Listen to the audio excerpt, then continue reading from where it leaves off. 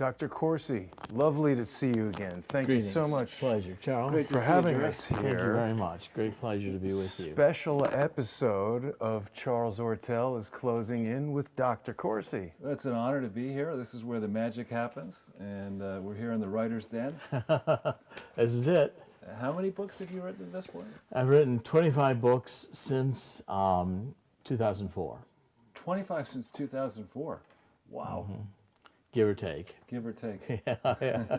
I don't keep really a precise count, and I wrote a few before then. So That's impressive. You know, this has been a good run, and I'm very pleased. I mean, this Partners in Crime, which Charles, you're featured in very extensively. Your research was critical to this book. Well, I think we could tell our viewers maybe a little bit of inside baseball here. This all began in 2015, for me anyway, when you graciously allowed me to come visit you in the Harvard Club up there on the second floor. Right.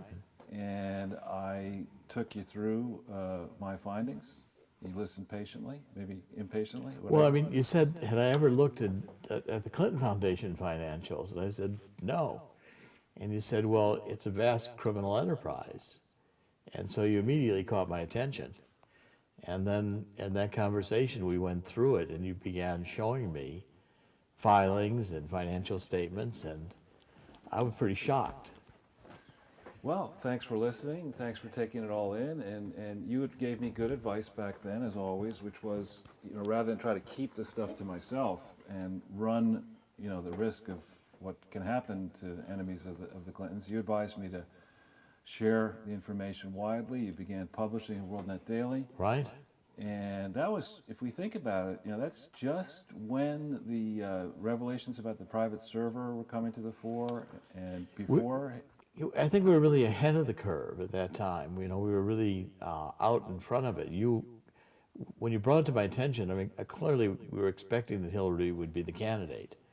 And so immediately I thought, let's get into this.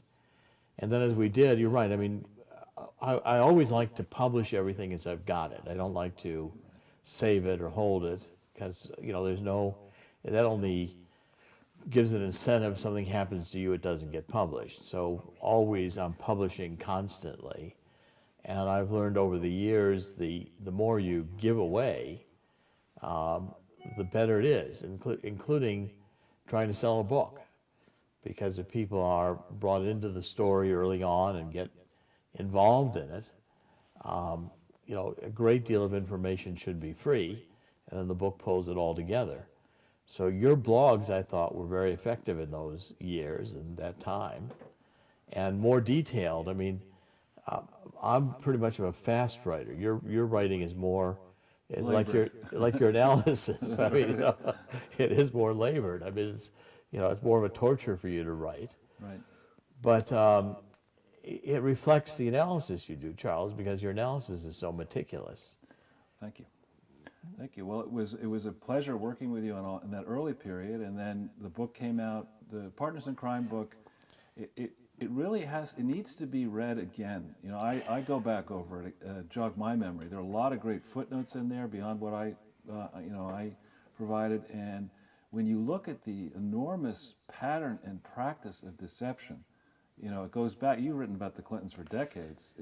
Their business model has two main planks: lying under oath and obstructing justice. That's how they roll. They lie under oath and attacking their enemies. They're very good at right. Making you the bad guy for attacking them. They'll immediately try to discredit you, and that's the third leg of their whole. But it's always accusing you of doing what they themselves are actually doing. Typically, yes. But, for instance, if you write about the foundation, then suddenly you're someone who hates the Clintons and is not willing to appreciate the good works they're doing, stealing money over all these disasters. I mean, it takes a certain amount of talent to stand up there and fly around the world platinum class, stealing money from the foundation and from the donors and say you're doing good works. But recently in the last 24 hours, they managed to even fool Donald Trump, who's a pretty smart guy. Do you see what happened there? No, I haven't followed this one recently. So yesterday, Donald Trump went up to to New Hampshire to talk about the opioid crisis, and he praised the Clinton Foundation for helping with the opioid crisis when the Clinton Foundation has never been authorized to do that work. And there are questions over whether the approach the Clinton Foundation may be taking even makes sense. There's this drug that it's called Narcan. Right. And if you get one of these overdoses, you take the opioid overdoses, you take the Narcan, and it temporarily reverses the effects of the overdose. But some doctors believe that that's actually a dangerous route to take. That it's a crutch that encourages more opioid use. Of course. And so here's Donald Trump at the speech, praising Narcan, and I don't think by name the Clinton Foundation, but immediately the world's expert on diarrhea, Chelsea Clinton, comes forward and said thanks Donald Trump, for appreciating the good works of her foundation. It's just. Well, I mean, the problem with the Clintons is if you read their brochures and their public relations, all of their annual reports, and they constantly manage, okay, so there's an earthquake in India, so the Clintons go to India and they get all these photo opportunities, Right. and they produce these glossy annual reports and these annual Clinton Global Initiative festivals in New York. And if you believe that, you believe the public relations surface, it sure looks like they're doing a lot of good work. I mean, here they are in country, they're surrounded by all the people who are evidently appreciative of their philanthropy. But until you do what Charles did, which is you go get the financial filings and you realize that they're not listed as a charity in this country, that they haven't registered for this purpose in the United States, there's no IRS determination letter. So, and then the state filings, which are a complete mess all across the country.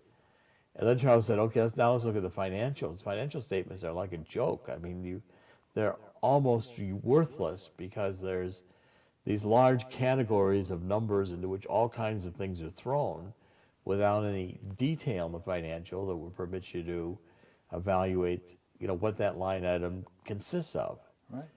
And so when I came to you in the very beginning, I said, there's no question that this is a fraud. The interesting questions include how many people knew about this fraud, how many people have been covering up this fraud, why have they been covering up this fraud? And I suggested to you that Lois Lerner was intimately involved. She had to have known. She was in the key position at the IRS from 2001 to 2013. Head of the tax-exempt organization 2006 to 2013, she had to know how many other people knew, how many governors, how many state attorneys general, how many foreign leaders. And that brings us really to the purpose of today's book. A deep state operation here certainly knew about all this.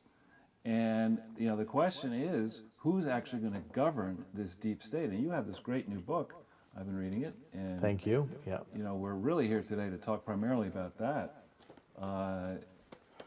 Killing the Deep State. Thank you very much. From yeah. Newsmax. Here, Doctor, why don't you tell us about, is Donald Trump killing the deep state? It seems like the firing of Andrew McCabe may have been the first real significant salvo in that effort. Yeah, I think the first impact of killing the deep state is, when I wrote it, it's shocking to many people that the extent to which in the FBI and the Department of Justice there really was a coup d'etat plan to make sure that Donald Trump did not ever become president.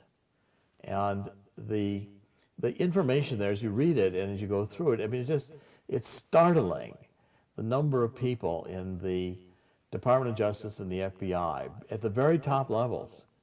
I mean, we're talking about Loretta Lynch and all the way through James Comey, Holder, their subordinates, all these people McCabe, who we now know, and the people whose names we did not know until the investigation, like the Strozik and Page, these two lovers who were exchanging all these messages. I mean, it's almost hard to imagine how they had a love affair. They're exchanging so many instant messages to one another. And what's shocking is that this was part of the normal operation of a politicized Justice Department. that it wasn't considered abnormal. It was considered perfectly, somehow or other, within the scope of what they were legitimately allowed to do, that they could sit around and say, we've got to prevent Donald Trump from being president. And if he does get to be president, we need an insurance policy to make sure we can impeach him. And they go about equally trying to make sure that Hillary is not accused of anything. Hillary is not in any way brought forward with any criminal activity. And as I wrote it, the shocking thing, I think, in the first level of what hits you is the extent of the coup d'etat and how much it was accepted within this bureaucracy, including the CIA, where John Brennan, as head of the CIA, could say that it was Russia who hacked the DNC emails. And then you look and you find out that it was Eric Schmidt, who was the chief outside data officer for the Hillary campaign, and he put $100 million in this firm CrowdStrike that comes in and says, well, the metadata shows Cozy Bear and Fuzzy Bear, so it had to be Russia. Well, then Julian Assange publishes from these CIA crypts how the CIA has the ability, and so do other intelligence-type agencies, to implant this metadata to make it look like it was Russia. Okay, and so Eric Schmidt's funding Hillary, he's managing the data gets stolen, and now they produce this, this Fusion GPS dossier, which Hillary's partly paying for. It's partly being paid for by the DNC. They're paying for it through Perkins Coie, which is the law firm that represented Obama on the birth certificate. This law firm has been around all the time as a Obama-Clinton fixer. So the money goes into Fusion GPS, and now they're trying to sell this dossier, which is a pack of lies. Nobody can validate it. They get it into the FBI. Maybe John McCain even helped them get it into the FBI. And the FBI says, we can't validate any of this. But McCabe and Rosenstein, and by the way, I think this is the basis on which Rosenstein could and should be fired for his approval of the Fusion GPS to go forward to the FISA court. So they bring it forward to the FISA court, and they don't tell the FISA court judges that this is opposition research or that they have not been able to authenticate it. So, the crimes begin because now you're misrepresenting to a federal judge the contents of what you're presenting as evidence. The judge says, is this the complete document? And he says, oh yes, that's the complete document, all 6 pages of it. And then they find out the document had 9 pages. What happened to the other 3? Oh, we didn't think you needed to see those. If you need to get them. No, that's all right. This is, we do that. Well, go ahead. Doctor, you mentioned John Brennan. Yes. And of course, as the station chief in Saudi Arabia, he converted to Wahhabi Islam. Is this not similar to an intelligence agent in the 1940s becoming a Nazi or in the 1960s becoming a communist? It's sort of shocking, isn't it? Well, the thing that I think was, what was particularly shocking to me, not that he converted to Islam. I mean, I'm going to assume many, a lot of people do convert to Islam, but that he hid it and that he wouldn't admit to it. And Wahhabism, the most extreme form. And so he begins speaking Arabic. He learns how to speak Arabic, and he begins in State Department speeches speaking Arabic.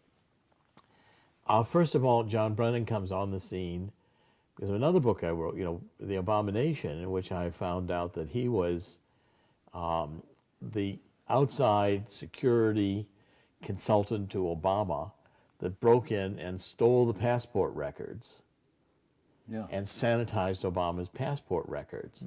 And then Brennan shows up. We have that book right over here. Sure. Yeah, pull it out. We have the whole stack of the books here. Just so that people maybe we buy are. a few more of your books. Well, that's The Abomination from 2008. And in it, I show that Brennan was the one who sanitized the records. And when sanitizing the records of the passport, Obama promotes him to become National Security Advisor, and then he gets promoted to being head of the CIA. For me, that raises a much larger question. I mean, how did somebody like that? I think people who operate at the highest levels of the Trump administration, now I guess it's Pompeo, whoever replaces Pompeo, need to go back into that history and understand, how Brennan actually got his security clearances, and more than that, how the many people in the Obama administration, Ben Rhodes, for example, he flunked. He was denied a security clearance in transition. What caused him to be denied in the transition late 2008 to early 2009? Who overrode that decision? And how many other people? There's all this controversy now about Jared Kushner not getting security. How many people in the Obama administration, I would argue illegally, were cleared to see this high-level stuff, including Uma Abedin? Well, and see, it was a different standard in the Obama administration because the deep state, which has gotten to be this group within the bureaucracy that is entrenched, some of them with this SES, that are able now not to be fired, the special classification of civil service, where they can't even be fired, a law that was passed in the Carter era. So now they develop their own ideology, which is hard left. They believe that the United States is outmoded, includes State Department, includes Justice Department, includes the intelligence agencies. They think that this was, the Constitution really needs to be rewritten, that we really should enter a new world order where we have the international trade agreements. We should be part of the United Nations, where the United Nations basically sets the rules, or if it's not the United Nations, it could be an international governance that includes the EU and all these other international groupings which set the rules. Whereas, even the Supreme Court justices that become New World Order, like Ginsburg, begin feeling comfortable to bring in foreign rulings as the basis for their constitutional interpretations. Other nations' jurisprudence to be applied here. Or does the Court of The Hague and all these others that, okay, so this group of internationalists, as it were, and Obama comes on and is their champion. Certainly Bill Clinton and Hillary were, although they weren't as, they were not the Saul Alinsky acolytes that you see in, Obama, who was a Saul Alinsky community organizer. They are all accepted, so whatever they want to do is going to be okay. They get a presumption to pass. So Ben Rhodes, who cares who Ben Rhodes? He doesn't need any degrees. We don't need any stinking degrees. Why do we bother with these things? David Axelrod, public relations guy, astroturfing in Chicago. Family, very strange family history, communists, etc. Coming up through Chicago politics, decides that he's going to champion African Americans who want to be governor, or picks Deval, what's his name, from Massachusetts, picks him as his first, and then Barack Obama is his second. Well, of course, David Axelrod can have all the top clearance he wants. What difference does degrees or universities mean?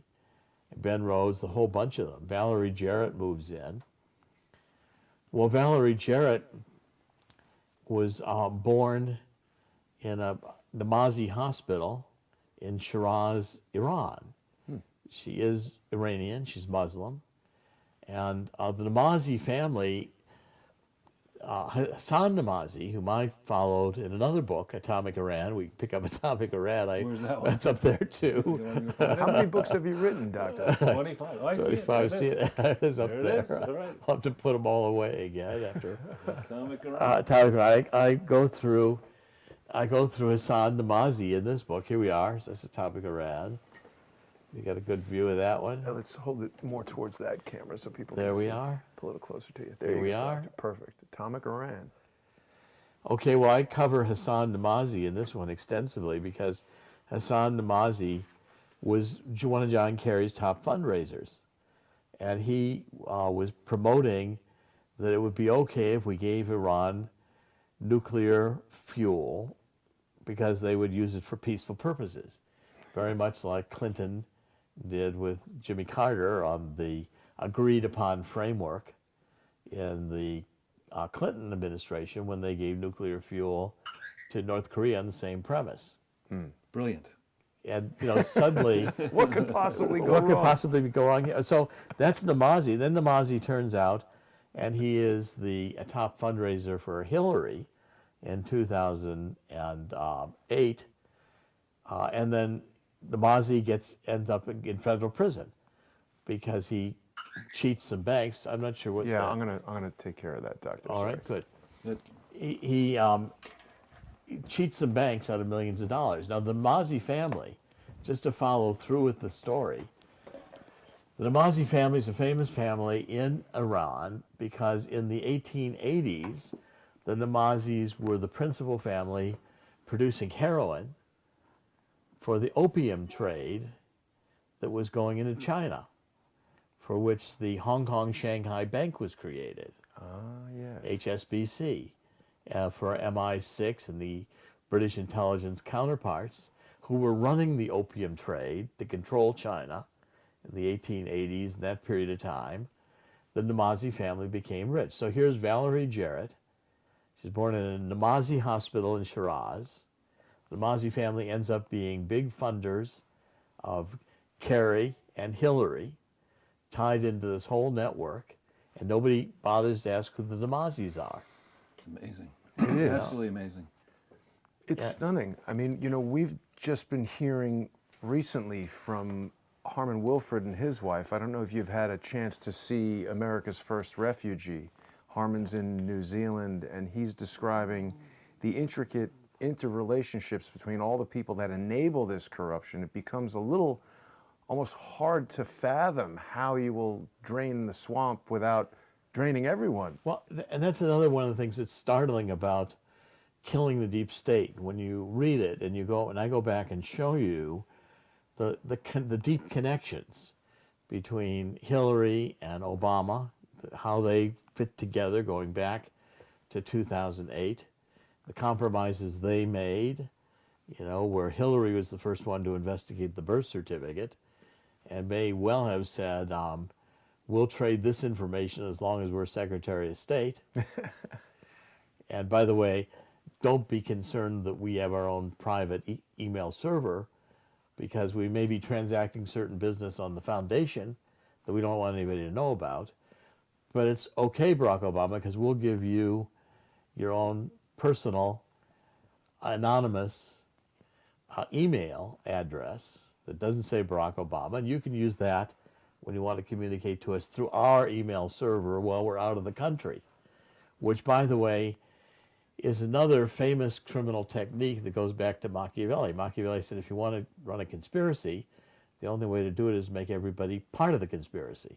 Right. Then nobody can turn you in. So now Barack Obama has equally compromised himself over the emails that compromise national security, such that if Hillary's prosecuted, he should be prosecuted. And when it comes to Comey making his famous statement, McCabe and Swartzig rewrite it. Instead of saying, the president used a personal anonymous email address that was secret only to him and to Hillary to communicate, he said, a person in the government, high in the government. Well, it's not Okay, so totally inaccurate. when you look at all these, and then behind the scenes, you've got George Soros in the wings, ready to, fund this whole movement, including Antifa and the hard movement of the Democrats to the left. And what's shocking, I think, in the Killing the Deep State, as people read it, the reactions I'm getting are the deep nature of these connections. So it's a entire, hard left progressive, and I'm basically saying today, socialist or communist on the European style government, interconnections that fund an agenda to change the Constitution of the United States fundamentally in what could be a 16-year conspiracy where, Obama rules for 8 years, and then Hillary for 8 years, and in that process, the fundamental transformation of the United States has occurred with the bureaucracy, the CIA, the NSA becoming politicized and weaponized, surveilling everybody in the population, all our emails, all of our conversations, like Snowden and others say. And by the way, here's Google, created by the CIA and Facebook and all the others, which are intelligence fronts posing as social media, where I'll voluntarily tell you everything about everything I like, all my clicks and all the things I like and don't like, all my friends, everybody I communicate. Oh, here's all my pictures. Here's where the Messaging, pet everything. Everything. And you can all use that in Free. a database, free. You don't have to collect it. I'm going to give it to you because this is Facebook. Yeah. And what wrong could Facebook do? And that data immediately gets shipped into the campaign of Hillary Clinton or Obama, with Eric Schmidt signing on as chief technology officer, and by the way, fed into the NSA and the CIA, where they're profiling everyone. And then if that doesn't bother you, the Department of Justice and the FBI get politicized so that if you're in with the cabal, nothing you do is going to be criminal. If you oppose the cabal, your income tax forms are going to be searched back to the time you were 12 years old, whatever you first filed one. Right. To me, that's seriously offensive. If you go back to the Clinton years when Al Gore had invented the internet in theory, but people really weren't using it as much when Right. Bill Clinton was president until broadband came along after that. We didn't have a system where, as our mutual friend Judge Napolitano explains, every keystroke in America vacuum up into NSA. They can look through that stuff. Who knows who's looking at it, whether employees or contractors are looking at that stuff. They want to get you. They'll figure out the crime, from that information, and then they'll manufacture an excuse to go after you. That needs to be regulated. That absolutely needs to be regulated. And 100%. I mean, I've been following this intelligence source, QAnon, the Q source, which I pretty well identified, as to who it is. And a person is military intelligence trained and close to Trump and legitimate. Now, what the information being telegraphed is that the internet's going to be 100% regulated, and it's going to happen in the FTC. And that's where it belongs, not in the FCC, because it needs to be dealt with under antitrust and stronger privacy concerns and issues of whether markets are being restricted or rigged or whether markets are allowed to be open. These are FTC issues more than FCC, Federal Communications and Federal Trade Commission. And secondly, this Internet Bill of Rights, where we're going to have our fundamental freedoms protected on the internet, because the power of this, I say it's like Sting's song, every move you make, every click you take. Good. I like that. We'll have to put that to music, right? Exactly. Is immediately shipped right in. I'll be watching you. I'll be watching you. Is immediately shipped right in to be part of this database, and with the deep state in control of the database, that is not resolved to be democratic, but is intolerant, that is going to be rigid and demanding mind compliance with its dictates and acceptance of its news as it chooses to report it. Neither Orwell or Aldous Huxley, when they wrote their books, 1984 or Brave New World, ever imagined a government with this kind of technological power, combined with CIA, MK Ultra, and what they learned with the drugs. And so instead of worrying about drugs being used for mind control, for producing Manchurian candidates, let's just drug the whole population. Well, they also never anticipated the voluntary release of the information. You know, Orwell never thought everyone would be just telling the government where they're going, what they're doing. Now, Doctor, I think most people watching Crowdsource the Truth know that I've been very skeptical of QAnon. And actually, your adherence to QAnon is the one thing that's kept me looking at it. Wouldn't a person in military intelligence be risking prison to release all this classified information? None of it's classified. That's the interesting thing of what's being done. The methodology of QAnon is to pose questions, you know, almost cryptically, like you would in an intelligence level. The intelligence training I had, I was never in the military, I never worked for the government, but I had top secret clearances, and I started with the State Department in the 80s.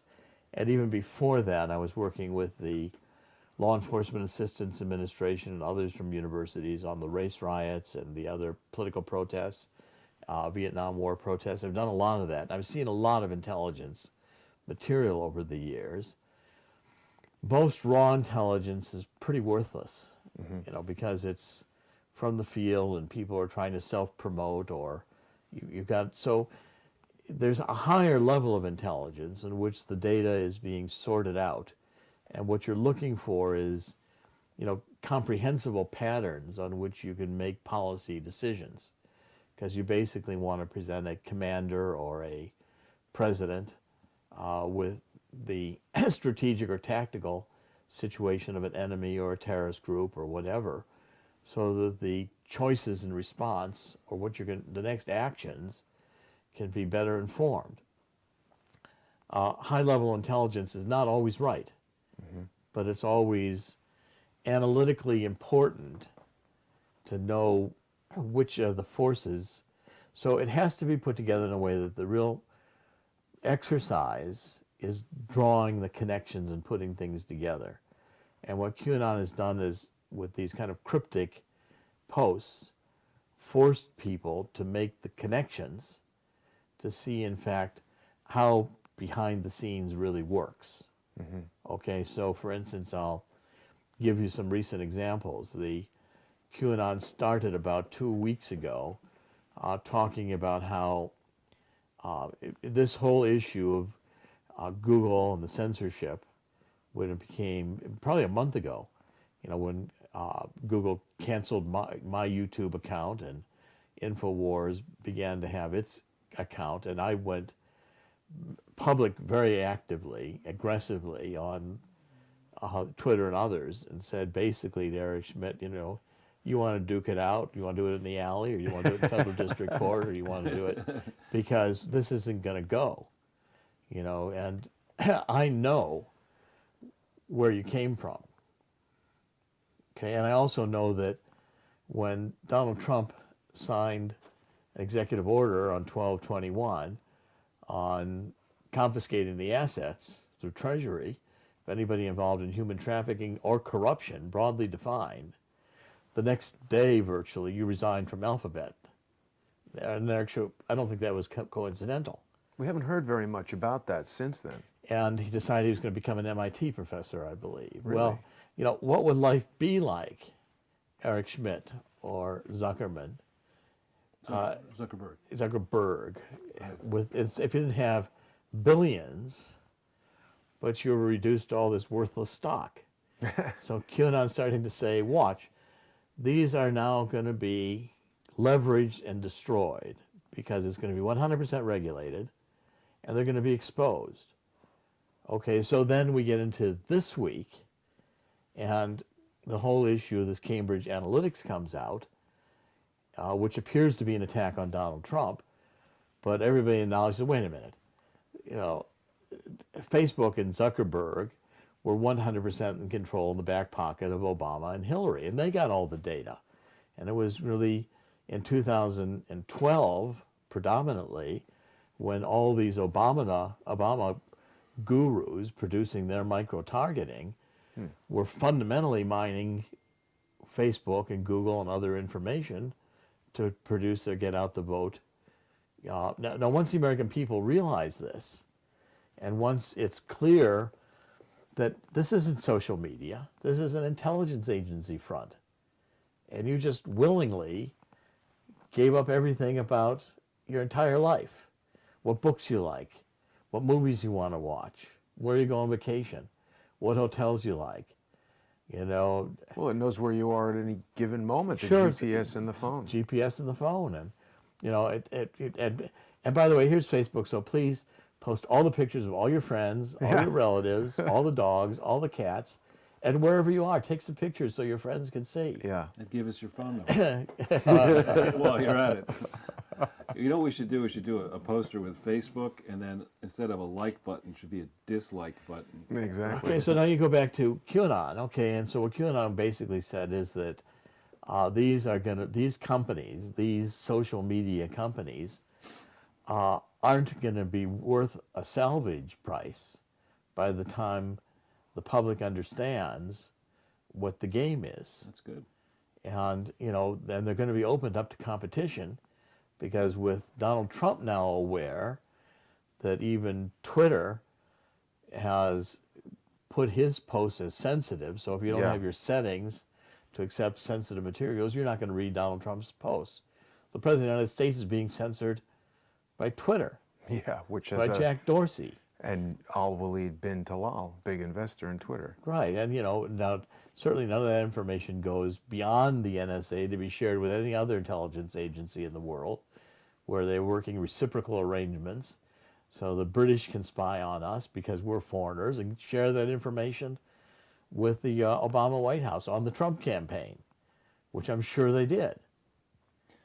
I mean, you know history better than I do, but the 30 Years' War and the Treaty of Westphalia, basically the idea back then, as I understand it, was that individual kings and queens could have a count or an earl set up a private army and then claim with a straight face, you know, I didn't attack you, it was this guy over here and I don't control.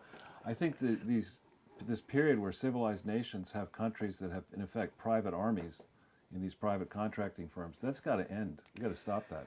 Well, there's, I mean, all these things, and the, you know, when I got into this book, you know, The Killing of the Deep State, and the shocking thing, and people's eyes are opening as they read it, is the extent to which this deep state, this rogue group of hard left, agreeing with Hillary, entrenched bureaucrats, are controlling the State Department, the Justice Department and the FBI, the intelligence agencies, the IRS, with these massive data capabilities that mean that, you know, they know more about you than you know about yourself. Because where you may not remember what you wrote in a letter or a post 10 years ago, the computer system at the NSA has everything you ever did back to grade school archived with a social profile of you, social psychological profile based on your likes and dislikes and how you evolved over this time. I mean, this database is so massive that nobody who participates on the grid is going to be beyond scrutiny. You know, after our last conversation, Doctor, where you described to me how there was fraudulent activity reported on your Gmail account. Right. I began thinking about that quite a bit. And I looked up, Barack Obama was the first president to ever tweet. And he really was the first president to ever contend with or potentially utilize cyber warfare. And I wonder, is there any possibility that someone hacked your email and was able to manipulate your information? Possible. I mean, I think what happened was I began to realize I had created my YouTube by linking it through to my Gmail account. Okay, and so Google now gets involved, and then I'm wondering, you know, so Google Maps and Google Chrome and all of these things connect. So within the Google family, they have all this data about you, which can then be interconnected, so that as soon as they took down my YouTube account, my Gmail reported it was compromised. And, you know, whether it was an intrusion or someone had hacked it, I don't know. But the point was, simply by linking it, and taking down the one, they took down all the others. Right. So I had to reestablish Gmail, I had to reestablish Chrome, I had to reestablish Maps. I go through this whole process. It was an attack on your Google account. It's an attack on your identity, because you see the ability to say, Jason, I don't like you anymore. So I don't know what it is. It's your glasses. I don't like your glasses. That I don't clip like is them going to either. get reused and sent around the internet so much. And so therefore, you're disconnected. You're unplugged. Right. You don't exist anymore. Right. And you can't get on Google, you can't get on any of these things. You're unplugged. Yeah. Okay, now that power over people, once we begin living in a universe that is dependent on all this technology, if you're forced off of it because you're a bad dog with the wrong glasses, that your livelihood is affected, Yeah. your ability to communicate is affected, the quality of life you're going to live is affected, which is an enormous club to tell people, don't do anything that might offend the Google gods. Now, who are the Google gods? Well, you can't know, because nobody's name, nobody's phone number is posted. They don't want you calling. Right. And you get determinations. Well, I appealed. They reject your appeal, of course. You don't know who did that or on what basis they did it. Some grand category, bullying. Well, what specifically did I do that was bullying? Yeah. Well, we can't tell you that. It was a microaggression. Yeah, right. Well, we're moving into this area where anonymous actions can have really serious repercussions. And I'm sort of exploring, is it possible? I am fully with you that Google and YouTube and all these things need to be separated. They can't be interconnected, where if you do violate some rule on YouTube, that they've got the ability to take your email. That's got nothing to do with YouTube. That's a punitive measure. But what about the possibility that anonymous groups could be striking people's accounts, as CrowdStrike does, hiding it as someone else doing it? We've got all this deceptive anonymous activity happening. It's another thing that gives me pause about, could someone infiltrate this QAnon, be sending false information? Oh, the QAnon, first of all, the QAnon identity is tightly protected within the 8chan. So there is one owner of the 8chan who they call Code Monkey. That's the kind of typical name that they have on the internet. Mr. Code. Mr. Code Monkey, and who's in charge of all the way it works. And so you have a trip code, which is your particular identifiers, which come in, and the trip code is identified as well by which devices, which IP devices you're communicating on. So security on that can be set to be kind of like a 4-level, 5-level security, where it's pretty clear to Code Monkey whether or not this is a legitimate communication or not, or a questionable one. And when the massive attack did occur, which did occur, the solution was to create a board in the 8chan where only QAnon can post. No one else can post on that. And so that's, again, another control that kind of lends an element of credibility to the postings. There's so many different validations from the world of intelligence. I mean, there are, Trump will say something and Q will say something, and the coordination, in the timestamps, in the nature of the communication. I mean, QAnon's referred to 3 of my books by their title. And that's one of the things that first got my attention, was I was realizing that he was using titles from my books. And that brought me into it. And I got asked to do it at a very high level. People who said, we want you to pay attention to this. Someone in the White House asked you to do that. Well, right? I'm not going to get into who did it particularly, but I mean, this was a very high level communication that I should get involved in. Not through Gmail, I hope. Well, it was, not through Gmail, but I mean, the point is, I've had this background and I've done all the writing I've done, and I'm able to begin to understand how to decode and the ability to validate and then to explain to a larger audience how it works, so that a larger, now I'd say there's 20 or 30 million people Aware of Q. aware of Q, and following on boards like, at CBTS underscore stream, which is the calm before the storm underscore stream. Now, people who get into this, you end up spending an enormous amount of time because they map together. There's time references, date references, words that are used, and themes that are developed. And it's a intricate system, just like high-level intelligence. Very high level. The president gets a briefing every day. As head of the CIA, Pompeo, national security briefing. Well, that briefing, especially for an experienced president, somebody who's done it over time, gets to be very expert. You don't have to explain the 10th time who this splinter group is of this splinter group of this group. You basically have the context in mind, so that the intelligence can be a very high-level discussion that if you weren't party to it, if you hadn't been through this process, would possibly just sound like gibberish. Right. But to the president who understands where they're going, in a few sentences, you can be... It's almost a shorthand. Almost shorthand, informed of where things are. And then if you want deeper background, it can be provided. But in the intelligence briefing, which may last 45 minutes, you're going to cover the national security threat globally and everything that's being picked up by U.S. intelligence worldwide that you need as president to be aware of, 50% of which may never happen. Right. Or more.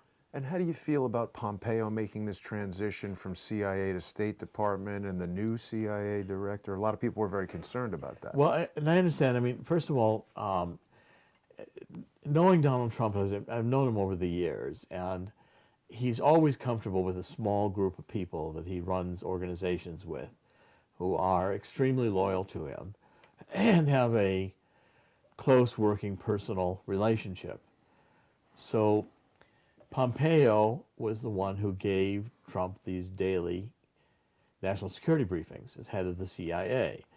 And Pompeo is military. He's trained with number one in his West Point class, and has the right discipline to deal with Donald Trump.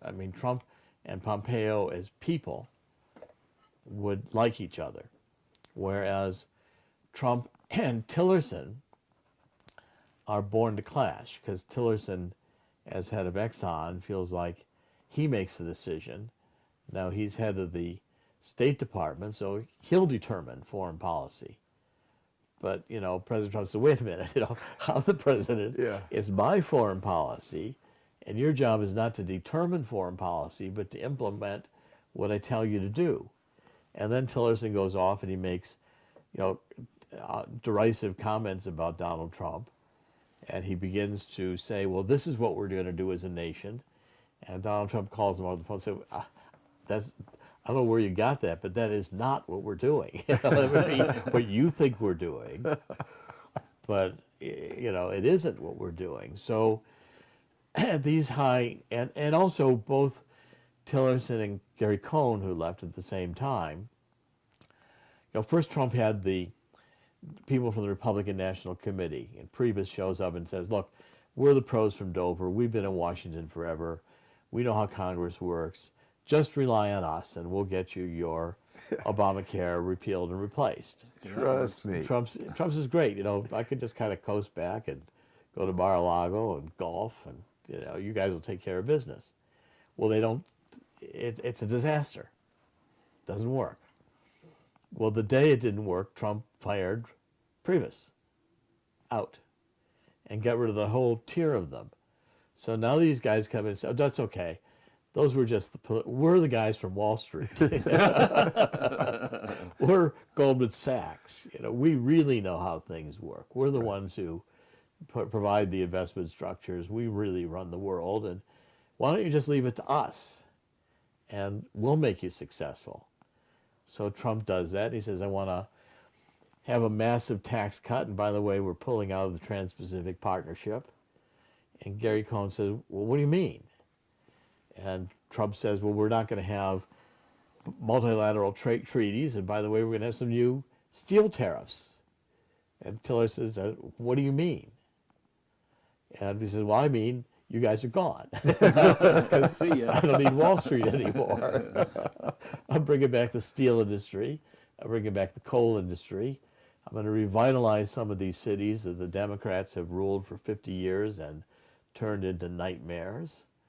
And we're going to bring jobs and families back to them, and we'll see who benefits in the long run. It's Trump's policy.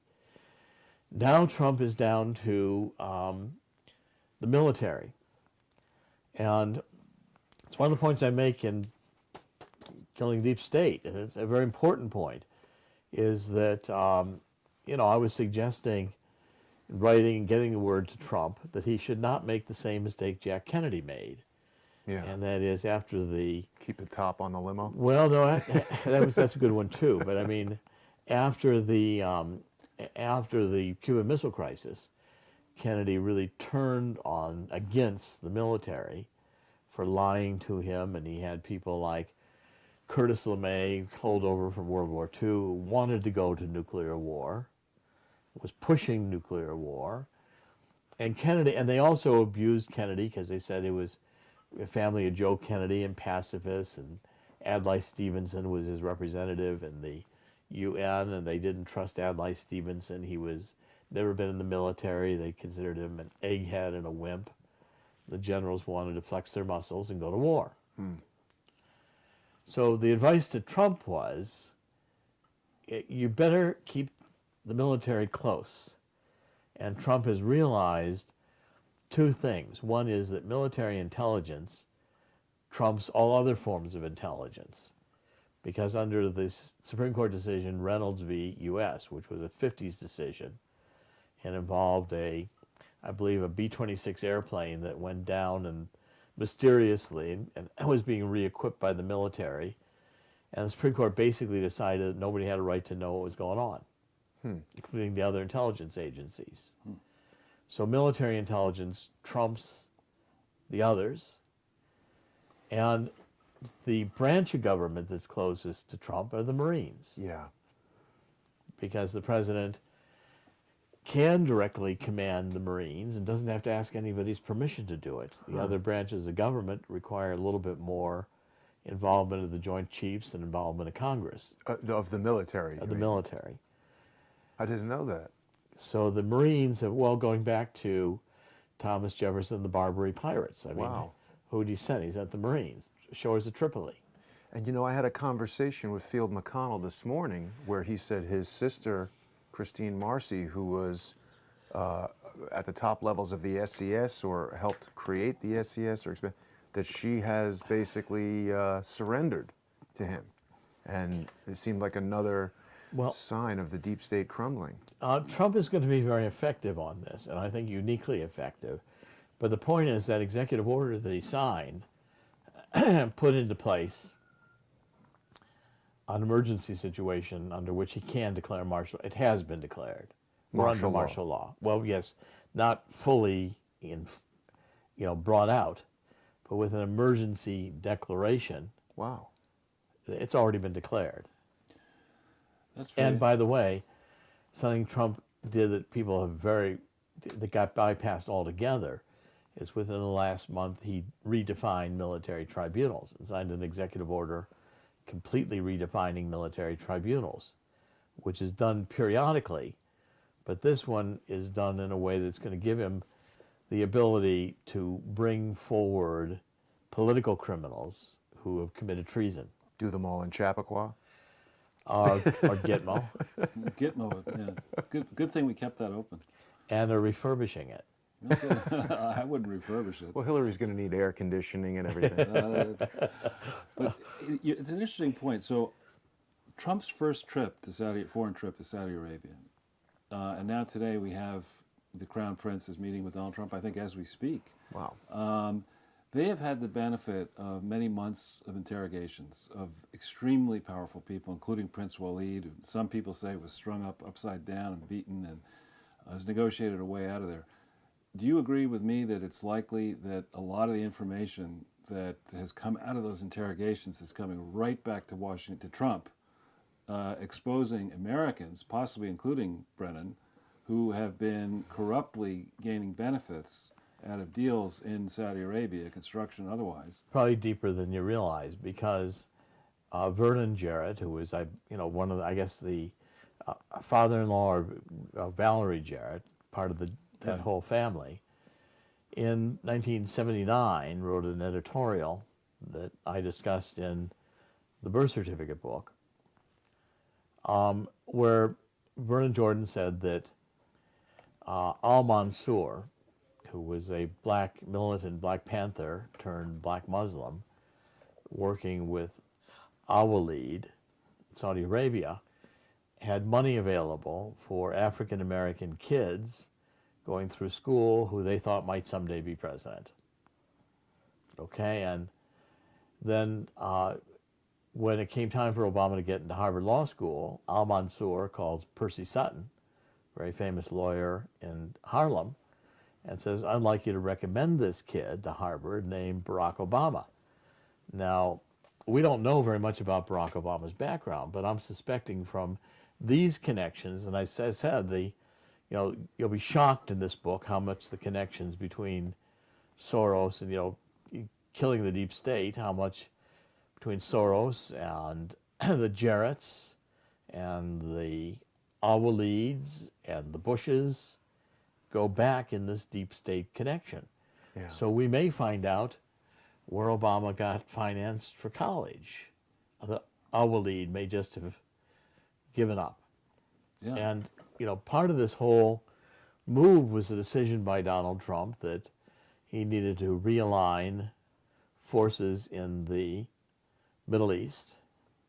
And part of that was to convince Saudi Arabia that if they did not do something about the Wahhabis were going to begin turning on the royal family. So take your pick. So do you think that that was what was going on when Pompeo gave the CIA medal to the previous crown prince, and then we got Mohammed bin Salman taking over as crown prince? I think that was all orchestrated around this idea that the family was going to transition to the new leadership. They were going to bring in all of these princes who are all now part of the New World Order, running around with the Clintons and the Obamas and, financing 9/11. all the wonderful things that they did with their money in the EU and everywhere else, and take their money away from them. Now, as I mentioned earlier, Zucker, whatever his name is, and Eric Schmidt, without their billions of dollars, are just two broke guys. And the same holds for the entire Saudi royalty. You could hang them all upside down.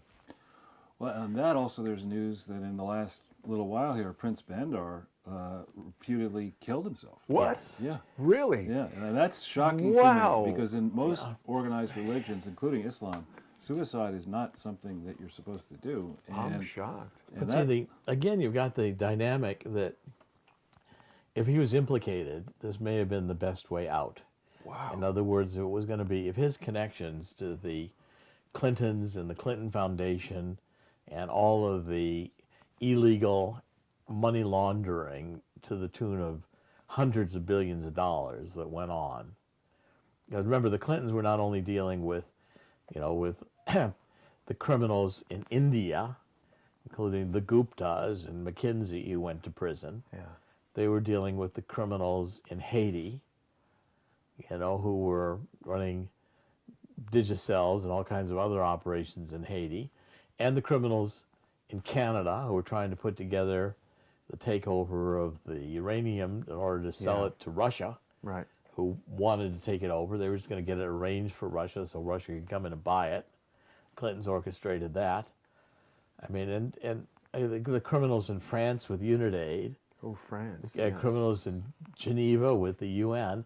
I mean, if there was a criminal anywhere in the world that wanted, to up their ante and their visibility, you spelled that Clinton Foundation. Friends of Bill. I have to shamelessly promote the only law that I've come up with, Ortel's first and only law. You just take anyone connected to the Clintons, put it into Google with the word fraud, and you will definitely laugh. But on a serious note, we just learned this morning that Nicolas Sarkozy, the former president of France, has indeed been arrested and in a game changer for me, because I think this is going to bring together, once it gets fully exposed, not simply the Clinton Foundation fraud, but also Benghazi. Yeah. And also the degree to which American former presidents like the Clintons and aspiring presidents have been setting up world leaders with their own foundations to arrange for government monies to go into these foundations and then get kicked back to finance lifestyles going forward. This is all coming together. I mean, in France or in anywhere, any serious nation, when you a given leader arrests the leader of previous leader, that's got to be front page news. Well, and the other other part of this you have to realize you do is that the whole a big part of Libya with this whole Samantha Powers, we have to protect those who are vulnerable. We've got to go in and protect. Responsibility to protect. Yeah. The responsibility to protect nonsense was the cover for the fact that largely the French and the Clintons coveted the wealth in Libya, including the oil And gold. and the gold and all the other resources that Gaddafi had a hold of. And so a war, a destabilizing war, was another facet of criminal activity for the Clinton Foundation. And by the way, who shows up in the middle of it but Sid Blumenthal? Yeah.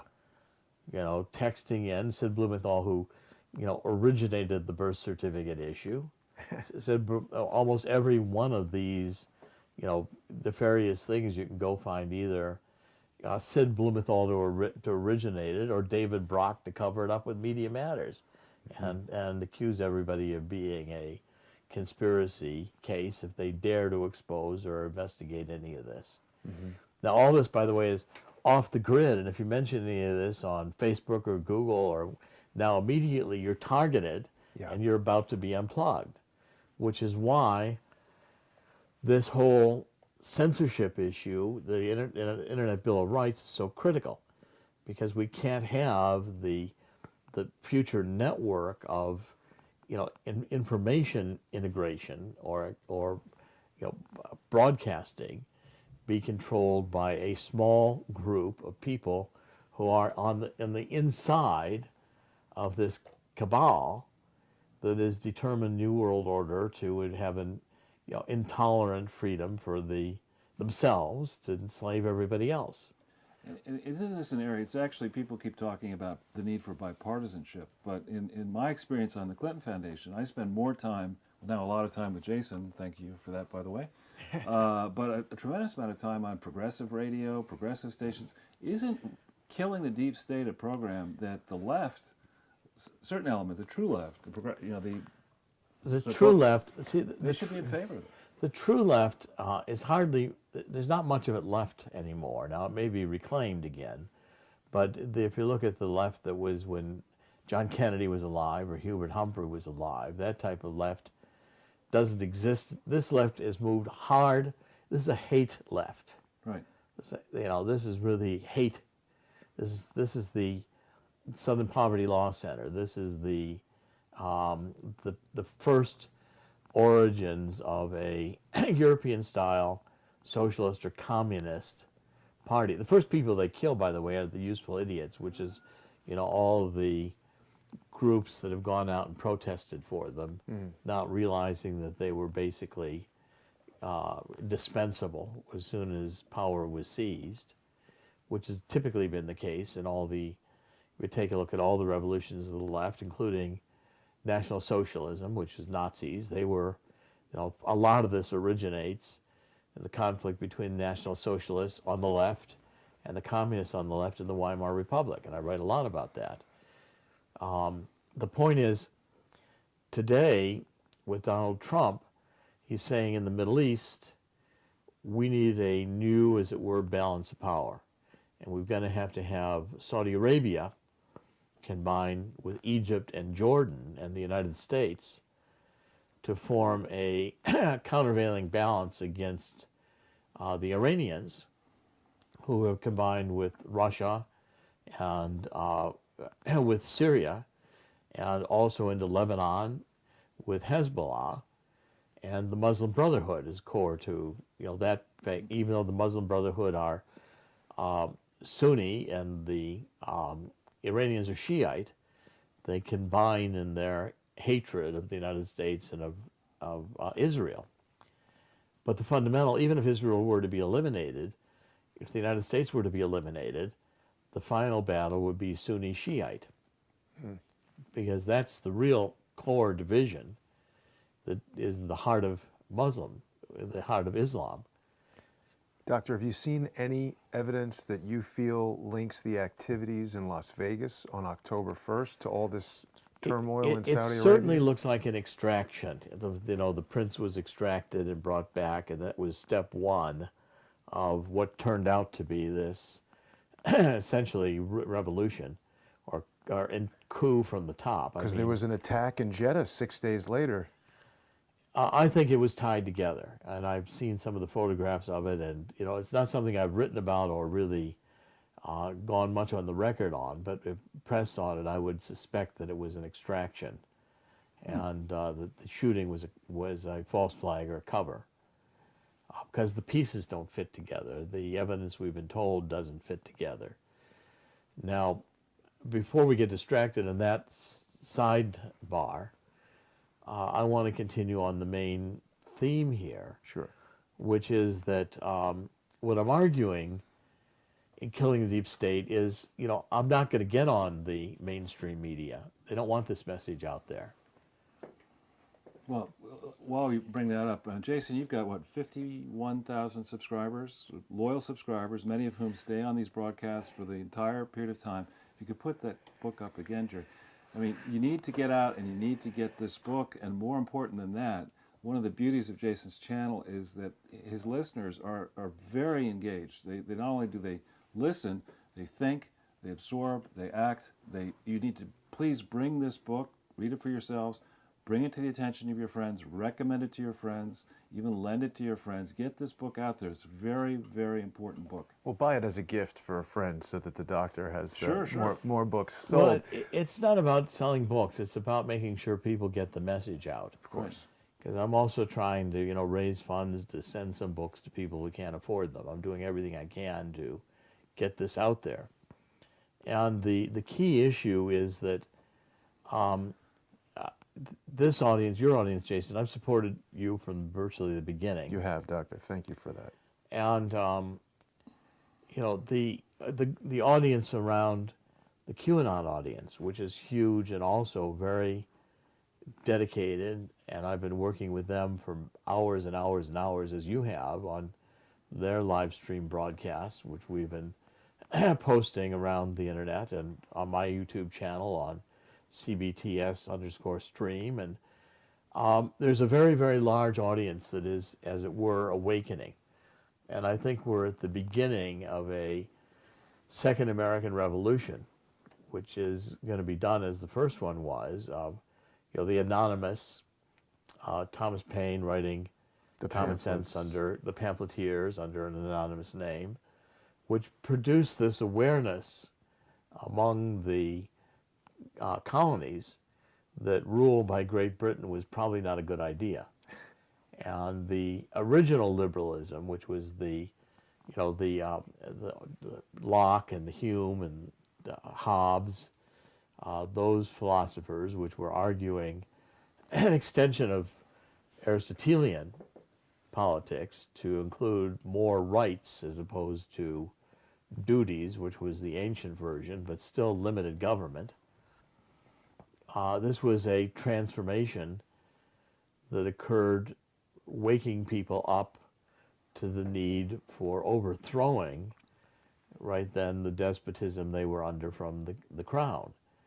And at this, right here, there's a second, I think, American Revolution, and the overthrow here is against these forces on the hard left, combined with the intelligence agencies that want a intolerant, tightly controlled from the top down society in which there is no dissent, and those who do dissent are eliminated.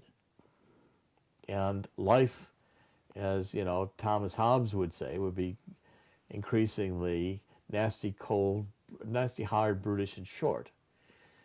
I always wondered if Thomas Howe would have minded if it had been nasty, cruel, brutish, and long. Seems Probably would have been okay. That might have been okay with him. But the fact that it was all those things and short was particularly insulting to Hobbes. I kind of like the idea of that phrase applying to the prison terms that should be meted out to the co-conspirators in this, who are being uncovered now. So, I mean, I think what the stage is set for, and what, again, a key reason I wrote Killing the Deep State was to let people in on the inside of the thinking of the counterattack that Donald Trump is in the process of launching. Now, I was trained in public relations when I worked my way through college by Edward Bernays, who wrote Propaganda, brilliant creative public relations, and was asked by Goebbels to come and help Nazi Germany. After he wrote, of course he was Jewish, he refused. I would hope so. Goebbels used the work anyway, and Wow. I spent a lot of time with, and so this is a propaganda attack launched by the deep state. A lie, which is that Trump was conspiring with Russia over the theft of the Democratic National Party emails. And the lie here has been magnified now to Special Counselor Robert Mueller. And you can't defeat propaganda by the truth. It's ironic, but you can't. So you say, well, there's no evidence there was Russian collusion. And the answer to that is, you haven't looked hard enough. If we keep looking, we'll find it. How do you defeat propaganda, Doctor? The only way to defeat propaganda is you have to undermine the credibility of the people advancing the lie. Okay, so With truth, obviously. with truth, yes, but with truth of a particular kind, so that you find that the Strozik and Page, and the hatred for Trump, and all their emails released by the Inspector General, and then you find McCabe, who was revising the interrogation report with Strozik and General Flynn, even though Comey said that there had been no lying. Suddenly, after McCabe got finished rewriting the 302 interrogation report, there was the basis for an indictment. Or you find that Loretta Lynch comes back and says, we need this to be called a matter, not a criminal investigation of Hillary. It's emails.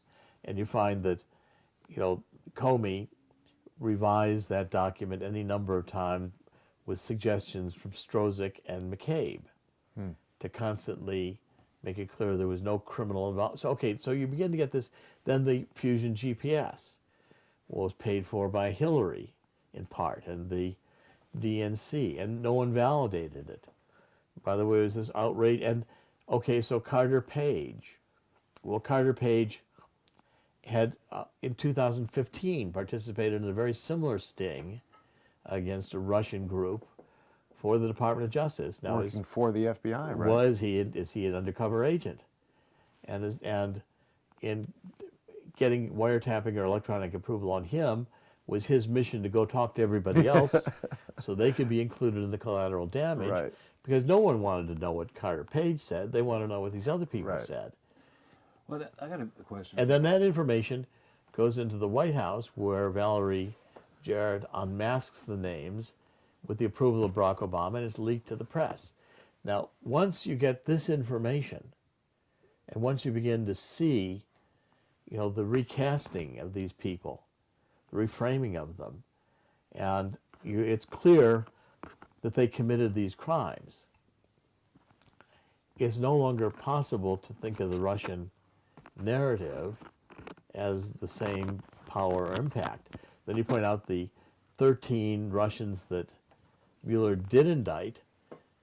The Department of Justice said did not impact the election and were not involved with Trump or his campaign. And that's the only one. Those are the only Russians indicted. Well, Charles is still upset about Anna Chapman. Well, that's a serious point, Yeah. actually. I mean, we have our mutual friend Joe DeGeneva, I guess, Right. is signed up to help Trump on which I think is a very good thing. It's a good thing, and he and his wife, of course, are representing William Campbell, who was involved supposedly and has documentary evidence routing millions of dollars to the Clinton Foundation in cash for who knows what in this 2009-10 period, going back to the June 27th, 2010. I think it was 10 or so Russian spies were rounded up, and instead of being dry cleaned, which I think you would agree is the normal way you do it, they were rushed out of the country on July 7th. Was that 4 months before the 2010 pivotal elections? Why aren't we going back to that time period and saying, what was really going on there with the reset, with Skolkovo? Who was benefiting, financially from these investments in Russia and in Silicon Valley? Well, I read a whole chapter in this book, Killing the Deep State, on Hillary and Podesta selling military technology, including this hypersonic technology to Russia under the reset and the Skolkovo. They've now implemented that. And that they've created a new missile we can't shoot down with our current anti-ballistic missile systems, and and got paid. Now they got paid through the Clinton Foundation, $147 million, including the uranium scam, and they got paid Podesta through Jewel, which is set up, and Panama Papers make very clear as a Russian money laundering operation. And I tracked down the banks through which the money flowed and the Russian, oligarch mobsters that the Podesta brothers were working with. And Podesta brothers involved in, the Ukraine, the same kind of issues in which Manafort's been indicted. Tony Podesta closes his firm, doesn't get indicted. Okay, now we go into Mueller, and we realize that Mueller, covered up the Russian bribery scheme so that the Committee on the Foreign Investments in the United States didn't know the Russians were bribing in the U.S. uranium industry when the proposal came forward to sell 100% of Uranium One to Russia. You go into the HSBC, when Mueller's head of the FBI. I helped to break that case, with 1,000 pages that John Cruz, an officer in Long Island, brought showing the money laundering going. And you were targeted for that, remember? Oh yes, I was targeted for that. Sorry to bring it up, but a little detail. Yeah. I think my income tax reports have been scrutinized so many times that it's kind of like Harvard. Harvard's about just put in stone. Yes, Dr. Corsi does have a PhD here. I'm sure they've asked so many times. The same with income taxes. They've been scrutinized over and over again. This is, again, the political harassment you're going to face in this deep state determination to suppress. The deep state's a little more powerful, they'll just kill you. I got to bother with all this nonsense. Just make sure you suffer a car accident somewhere. So the point is that if you get to the, this stage with Mueller, and now Mueller, okay, what did Mueller do in Benghazi? Well, here's Susan Rice, and here's Mueller, and it appears now Mueller gave the stand-down order for all the law enforcement in Benghazi. Mueller did that? Mm-hmm. Wow. The Fest, wasn't it? I spoke to Chris Peranto about this. Yeah, the stand-down was a big deal. Yeah, stand-down is a huge deal. And then you go back into, Mark Rich, and shows up again, Mueller and Rosenstein. And Comey. And Comey. Comey was on the board of HSBC.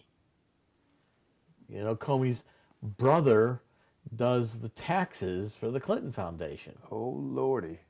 Well, as I say, the interconnections. Right. Well, by the time you see Mueller this way, now the solution is to get a Department of Justice, after you clean it out, whatever you're going to have to do, but to get a special counselor or an outside counselor outside of Washington. He starts a panel on any one of these issues, Uranium One, and Mueller gets a target letter from a grand jury and an invitation to come speak under subpoena with all of his papers turned over. Now, if Mueller is special counselor and he gets a subpoena letter from a grand jury investigating his complicity under possible criminal charges for the Uranium One cover-up, how's he going to remain special counselor? He can't, I don't think. So you know Donald Trump personally and have for a long time, and I would not characterize him as, I don't know him at all, but he doesn't strike me as all that patient. Why is Donald Trump taking so long to bring this to a head? Donald Trump is patient. Oh, is he? Okay. He, I mean, first of all, one of the ironies of Donald Trump is that he doesn't need to do any of this. You know, I mean, he really doesn't need to. You mean to even be president? He had a perfectly comfortable life. What does he have to subject himself to all this abuse for? For free. For free. You know, he's not being paid. Besides, He's probably losing the pay money. is insignificant. The White House is old and small and used by a lot of people, not nearly as nice as Mar-a-Lago or the Trump Tower with its marble and gold. You have to stay there every day in this little fishbowl, you know, which I'm sure, you know, his wife and the other families looked in here. The Clintons, oh boy, we're here. They jump on the beds. It's really exciting. We got the White House. And Trump is saying, downgrade. Why was I downgrade? saying, bummer. Dude, I was downgraded. Well, the Clintons didn't want to damage the furniture because they planned to steal it. Donald Trump has one of the best airplanes. He's got the 757 with these supercharged engines, which makes it very fast. He's got an interior that's decked out in all kinds of, you know, elaborate, beautiful. He's got desk. He's got, you know, bedroom. He's got couches. It's all paneled. I mean, this is a plane of which there's only one in the world. And they say, well, Mr. Trump, you can't fly that anymore. You have to use Air Force One. Downgraded again. Well, what's Air Force One? Well, the press are here. There's a few press, maybe 75, 80 of them back here. We packed them in the back. Don't worry about it. They're in the back. And I said, well, you know, who else is it? Well, there's the staff. They're sharing the space. I mean, right up here. Yeah. So, well, you've got your office here. You know, you got your own office. You go in this office. So he goes in there and he looks around and he says, you know, where's the marble? This is not. So Trump has a perspective, I believe, that he wants to get this done. And he understands, look at how much he has accomplished. But he understands that some of these things take some time, because what I write in Killing the Deep State is so shocking that had I written it a year earlier, no one would have been prepared to accept it at all. Whereas today the ground is laid for it. And there's enough information out there where you can see the conspiracy. Now, it hasn't been brought to justice yet, but it's in the process of being brought to justice. And that may take another full year. It may take another full year and a half. But before we're done, I'm predicting there will be military tribunals and there will be treason charges at the highest levels, meaning both Obama and Hillary. And the penalty for treason is? Capital punishment. AKA death. Now, whether they'll actually do that or, you know, put them away in the Tower of London for a long time, I'm not sure which they're going to prefer. But the point is, I don't think that they're going to be allowed. Trump is not going to rest until he gets a team in place that is capable of getting justice. Because the point is to kill the deep state, to end this, to make sure that these criminals aren't ensconced in a bureaucracy, that they control as a shadow government, and don't care what you tell them to do as president, because they're going to enforce the tax laws the way they want. They're going to, anybody who they like politically gets a pass in the justice system. Anybody they don't like politically, gets unplugged from Google, unplugged from Facebook, email, walks the plank, gets all their income taxes investigated. and is charged with some or other criminal offense. So there's been a lot of suspicion here, a lot of activity. Sarah Carter writes in the last, I think, 24 hours or so that she believes McCabe already is singing like a canary, which is surprising to me because the report on Thursday was that he went into that Justice Department meeting threatening Sessions, threatening people. How many people do you think already are singing? Quite a few. I mean, I don't think it's any surprise that they're bringing out Comey's book on top of me publishing this book. And I'll be denied, ABC, none of the mainstream media will cover it. So those who are not in tune with alternative media, or not watching Jason's programs, or not following QAnon, or not following Alex Jones and InfoWars, are not following the alternative media, aren't going to know about this book. They're going to believe Comey's version of his, victimization and his honor, not realizing how many times Comey lied, how many times he was compromised. Aren't going to question him about the millions of dollars he made on the Lockheed board at a time Lockheed was getting defense contracts from the Obama administration and contributing millions to the Clinton Foundation. That's not going to be brought up in any Comey interview. Certainly not. And so what the American public, I think, are waking up to, and this is why I think, again, this hashtag, Great Awakening, is that Americans are beginning to realize that the mainstream media has just been presenting a kabuki show. It's just you watch the shadows on the wall, use the, Plato analogy, and you're really not seeing anything that has to do with reality. You're just being shown the news that the government, the internal powers, the cabal, the deep state wants you to see. And whether that's, whether it takes the Pentagon Papers or any of the other things we've had to have opened the eyes of the American public to the lies. WikiLeaks, all that. WikiLeaks. I mean, you go back through the Church Committee, the Tower Commission. I mean, there's plenty of red pilling opportunities, but I really wanted them to do this book in red. It's a red pilling. Yeah, there you go. I do want to take this opportunity to thank you both and also congratulate you. We've shattered every record on Crowdsource the Truth. We've got 3,016 viewers watching right now. It's great. Wow. Well, thank you, Jason. Hey, I couldn't do it without you guys.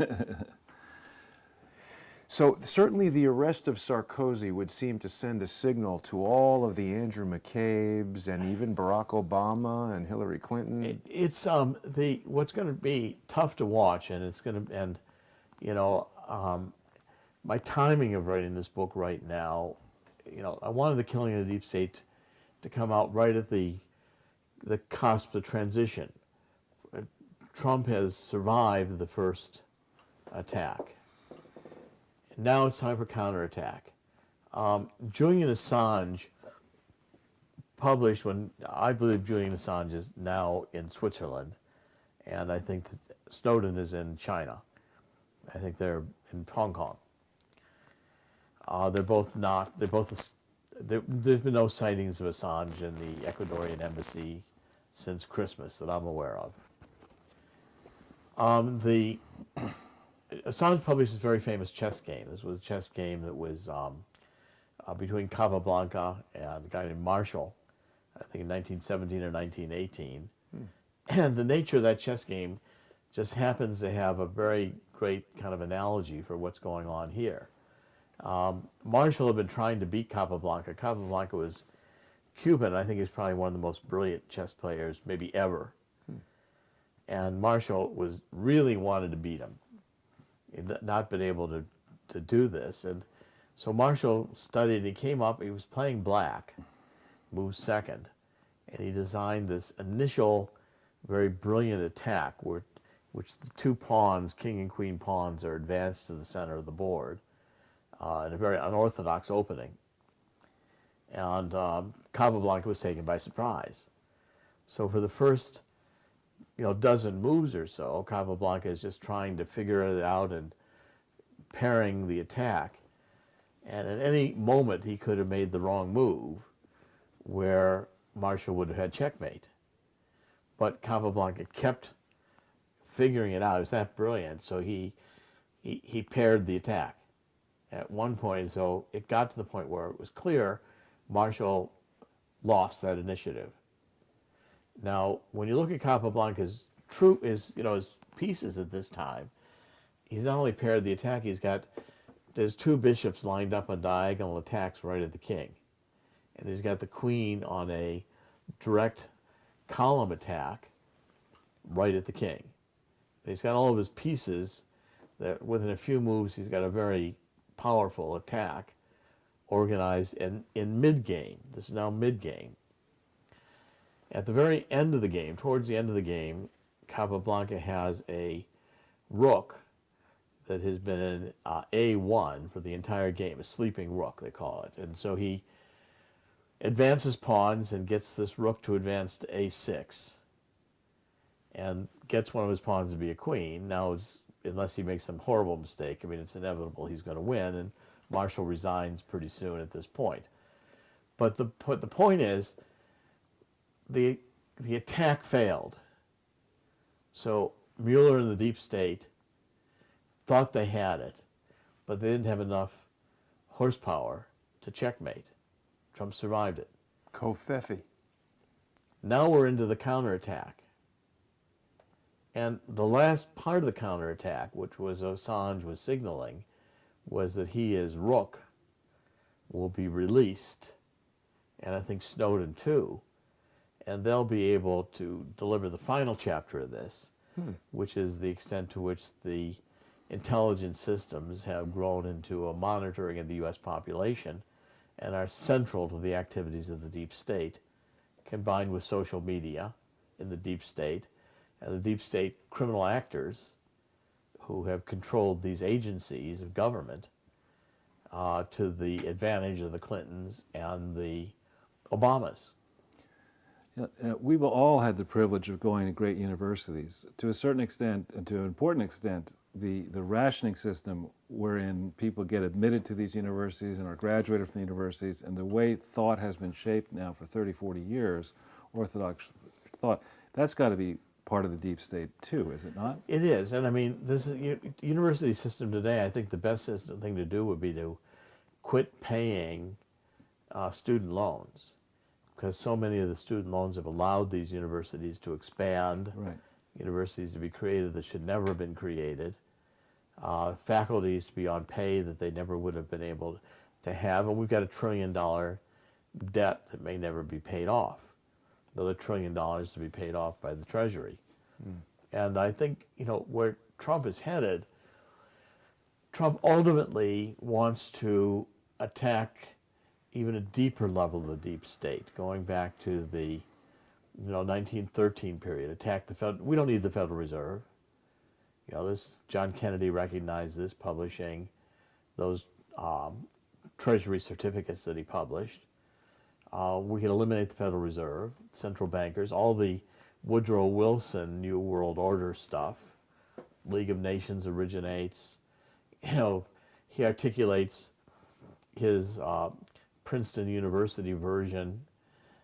You see my Harvard. I'm down with that. We can attack Princeton. His Princeton University version of the fundamental freedoms, which he articulates in the middle of some brilliant night's sleep, and he now is informing the world of his genius. Brings him to Versailles, where the great heads of state of Europe look at this guy and say, I think he fell on his head in the bathtub in the morning. He was bathing with Hillary. And so that's been, we've been living in a Wilsonian world since, and I think the elimination of income tax, the elimination of the Federal Reserve, the return to a currency that is not a fiat currency or two-tier currency, all these, I think, are ideas that Donald Trump would be happy to embrace. But they've got to be after this fundamental deep state has been deconstructed and people brought to prison for treason. These people don't believe in the Constitution. They don't believe in the United States government. They want to create, they were happy to figure out a way in which Hillary could have been put in the White House even though she didn't win the election. Hillary Clinton lost a rigged election. That takes talent. And voter fraud. They had controlled the media. Yeah, They lied about Donald Trump. they continue to. And she still lost. Well, now, the good news I can report is that this, in the Clinton Foundation matter, there is an IRS investigation, there are FBI investigations, there are foreign investigations, and they face this deadline. May 15th, 2018, they have to, by then, apply for extension of their tax return, and prior to the next week, they have to respond to some demands from California. They got to start explaining all these states. Do you foresee, as I do, that we could see a lot of activity coming here, gathering momentum? I think, and again, this is a QAnon reference. He keeps saying, boom, boom, boom. We're going to hit these massive developments, and they're happening. Clinton Foundation under investigation in any one part of the world will trigger investigations worldwide, and that's happening. We're going to see the next phase will be discrediting Mueller and making it clear that Mueller is nothing but a deep state hack who his entire career Partisan, all the way. Princeton graduate. We are in. And he's going to be exposed, and that's going to be the end of the special prosecutor. Now, Trump will come on. I'm very pleased to see Joe DeGenova be advising. Joe DeGenova, I think, is going to undertake the full explanation of how corrupt these people are, because Trump has started to name Mueller and say the conflicts of interest and push for his dismissal. And as I'm saying, the best way to dismiss him is to put him under investigation from within the Justice Department and let him have to do his form of recusal, which is to resign. That would seem to be a straightforward approach. Nobody has to fire anybody. Right. Now, some have said to me, our mutual friend for our lunches, have said to me that there is a possibility that Barack Obama may have given people secret pardons, which we've looked up. You're not allowed to do that, but there's a possibility that he tried it nonetheless. How do you handicap that? It wouldn't be. It would not be honored because you can't. It's not a legitimate way to give a pardon. If you want to legitimately give a pardon, you're going to have certain procedures to follow. And if he did not follow those procedures, the pardon will not be considered legitimate. So we needn't worry about that. I don't think so. I think the next part of this is going to be, I think what we're seeing in Zuckerberg and Facebook is just the beginning. You mean the Federal Trade Commission investigating? And also the Congress looking seriously at an Internet Bill of Rights, the examination of FTC, application of antitrust, privacy requirements on social media, the attempt to diversify social media and get instead of having Twitter, having Gab, which is one I've been looking at, and having some structures within the blockchain, that are looked at as alternatives for social media archiving of information. There's alternatives that are going to come on because the era of Zuckerberg and Schmidt and Dorsey ruling the world is not happening. It's not the future. That's not happening. And Silicon Valley had better reevaluate its leftist politics in terms of how the country is going to perceive all this. I mean, even within California, I think there's increasing recognition that the Democratic Party with and I make this point again, I read a whole chapter on that in this Deep State book. The Democratic Party moving with Perez, Tom Perez, who is La Raza lawyer, the race, Spanish idea that we stole most of the West from Hispanic entities. this Atzlan, which was this mythical entity that supposedly was this Hispanic nation of the West, and Keith Ellison, who was a black Muslim. Now, so we see the pictures finally of Barack Obama with, Farrakhan. And so we knew Barack Obama participated in the 1995 Million Man March, which he lied about. Of course, Barack Obama, it's hard to know what he did not lie about. Well, and doesn't he also have the initial period after he was graduated from Columbia? Didn't he work for 5 years at a firm that some say is connected to the CIA? Yes, it was connected to the CIA. And I don't know, I've always maintained that Barack Obama is a CIA creation. Yeah. And I think that that's part of the problem of our politics, is the CIA has dominated, the Bushes. Sure. This go back to the pre-World War II when the Bushes and the Harrimans were financing Hitler.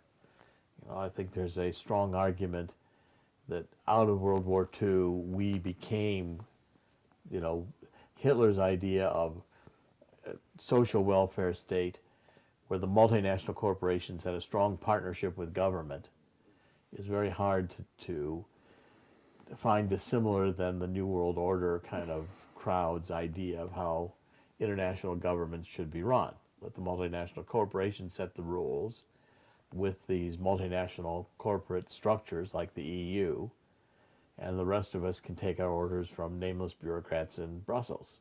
That sounds appealing. Nice recipe for freedom. Doesn't it sound like a great, Doctor, a great you spoke idea? about the elimination of fiat currencies and things like that. I don't know if you've spoken about this that much that I've heard, but do you see cryptocurrencies like Bitcoin as a tool of the deep state or a way to defeat the deep state? I think cryptocurrencies can be evolved into a alternative that is to fiat currencies that could have specific applications. I think you could develop cryptocurrencies for Social Security, pay it off in cryptocurrency, where if you took your earnings early and held them, you might have a much greater gain if the cryptocurrency value continue to increase in value than cashing it in right away. There are a lot of alternatives, but they have to be they have to be regulated and rooted in something. They Right. can't just be, made up and apothecated again, or you're basically dealing with another form of fiat currency. And they are especially prone to scams in early years, which is right now. So I'd say they're yet experimental and yet early stage. Blockchain's a much more powerful idea. Blockchain may be the future of organization for a lot of entities. It may be the future of information organization. And it has a lot more protections for privacy, protections for security. But again, it needs to be advanced. It's at an early stage, blockchain. And it needs to be regulated, of course. Both of these will need to be regulated. I mean, blockchain is computer software. A malicious individual that uses computer software to do something malicious is the person that needs to be subject to regulation. Well, that's always the case. And of course, in blockchain, you don't want to lose your ID number.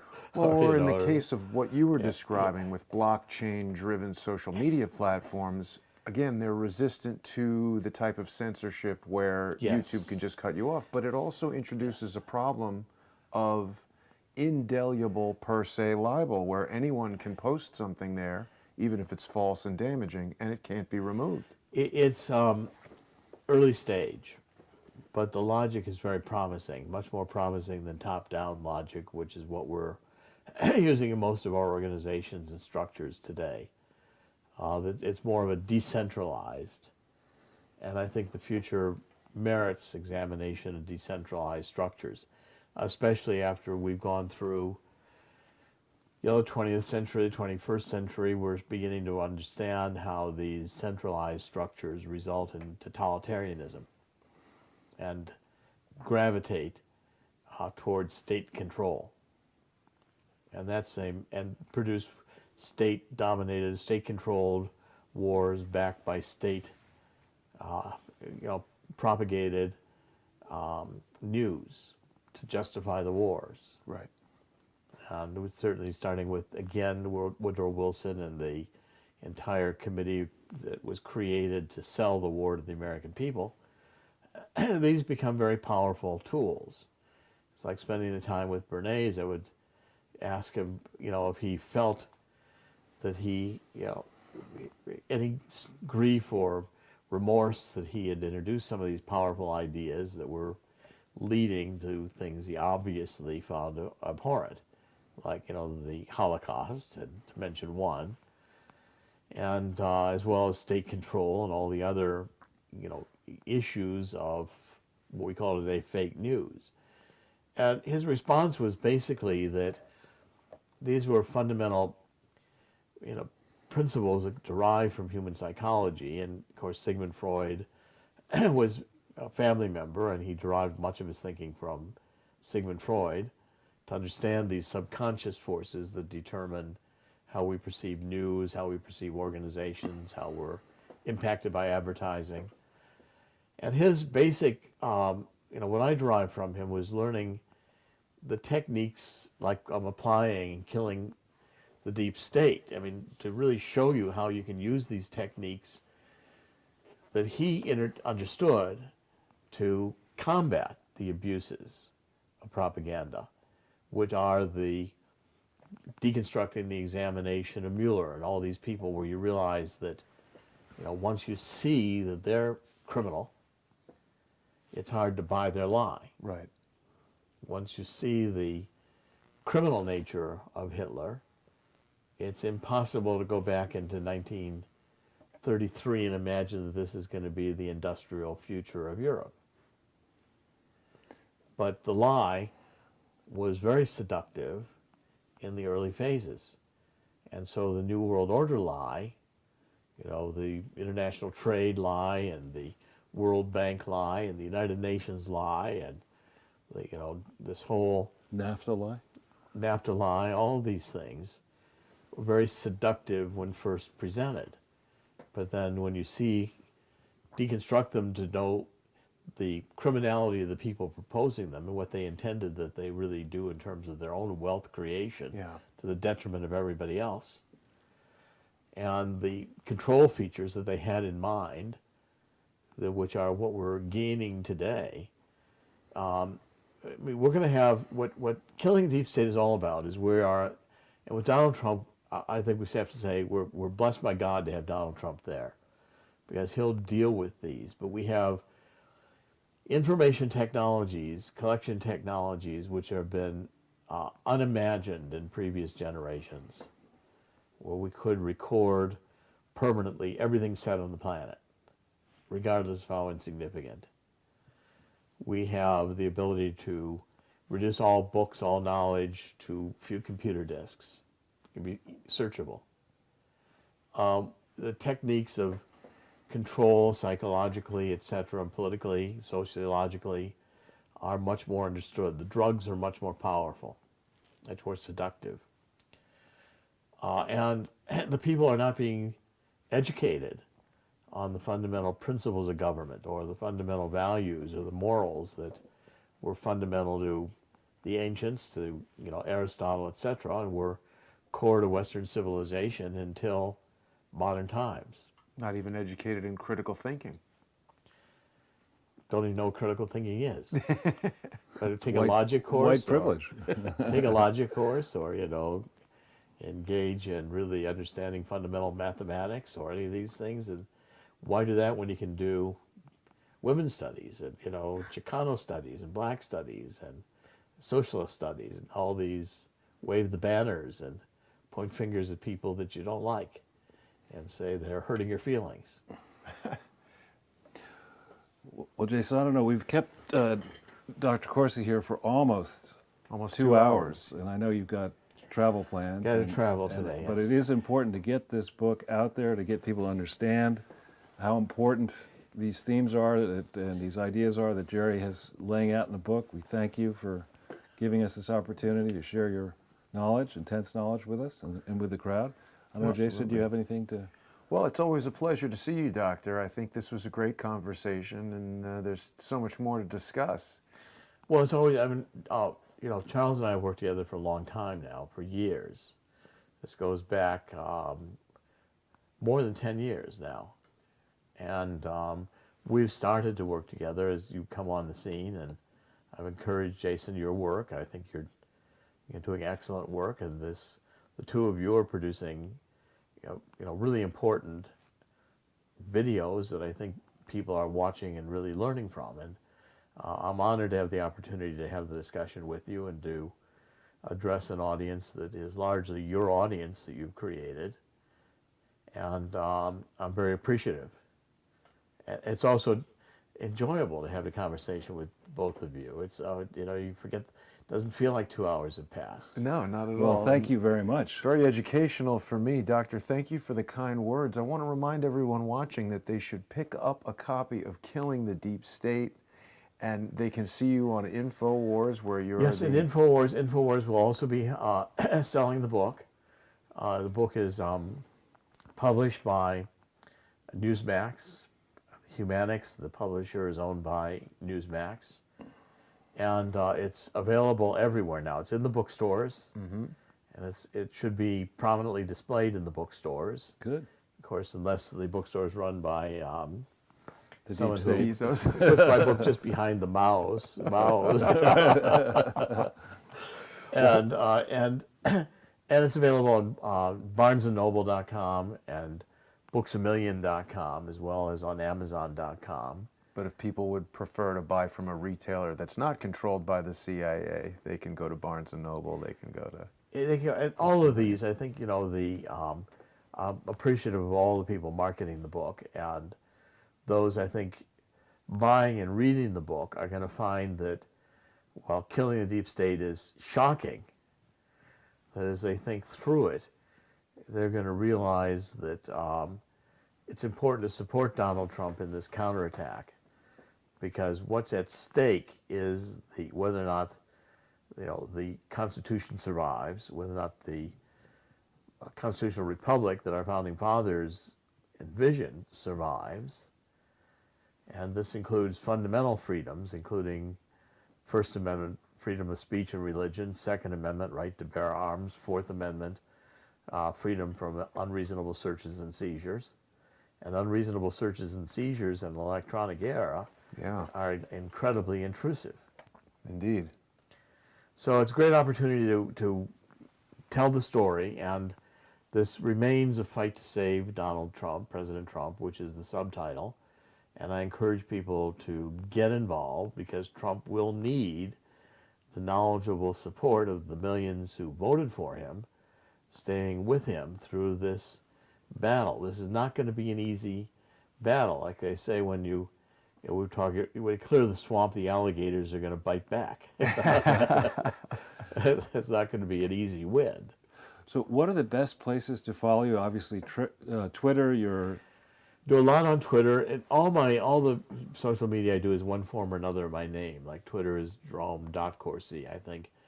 Skype is Jerome_Corsi.